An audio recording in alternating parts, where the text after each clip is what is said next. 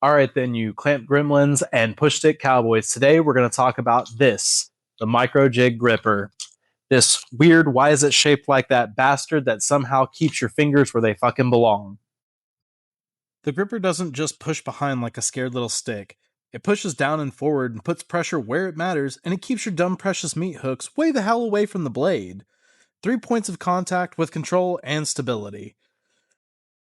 This thing rips thin stock that would normally have you puckered up and praying to the shop gods that a mistake is not going to happen.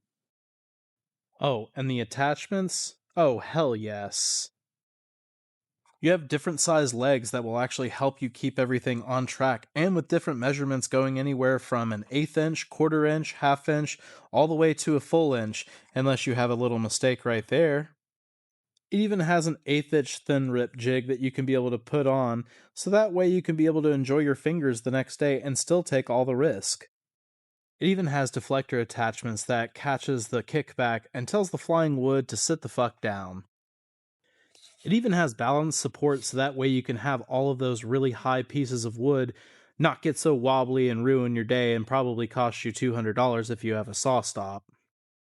It even has this tapering jig that snaps onto the gripper, and it takes what used to be a white-knuckled pucker factory taper cut and turned it into a lockdown, fence-hugging, angle-controlled operation where the wood goes exactly where you tell it. Your hands stay the fuck away from the blade, and the physics don't get a chance to ruin your day. It's modular, it adapts, it says, yeah, go ahead and cut that sketchy shit safely. But let's be real, the gripper doesn't really look sexy at first glance. It looks like a rejected transformer. People grab it and go, how the fuck do I use this? No one wants to read the instructions on this. They slap it on wrong, skip the setup, and then they wonder why it feels so awkward. No shit, Sherlock, you did it wrong. Read the instructions. This thing is picky.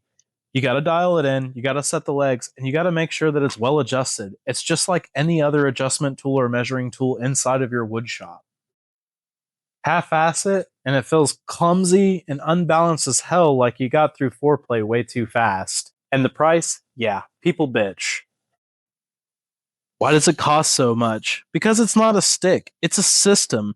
And a very bright green system that exists because table saws are bloodthirsty assholes.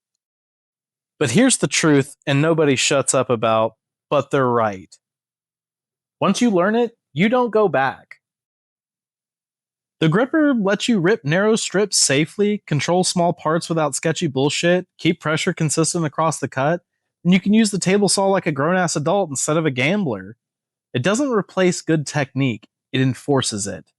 And if it's paired with a saw stop, now you're layering safely like a responsible degenerate. The gripper isn't about fear, it's about confidence without stupidity. It lets you work precise, controlled, and in a good and safe environment. Yeah, it's weird looking. Yeah, it's a pain in the ass to set up. But once you do, you'll have a whole new respect for this. Yeah, it's weird looking. Yeah, it takes a while to set it up. But once you have it set up, it comes with a whole new respect on how you do anything with proper safety in woodworking. The gripper is actually one of the systems that can be able to improve the safety of your woodworking without even slowing you down. Because the only thing that's worse than a sketchy cut is the next day explaining why you don't have all 10 of your fingers anymore. This little green bastard makes sure that never happens. And that's why you should buy a gripper.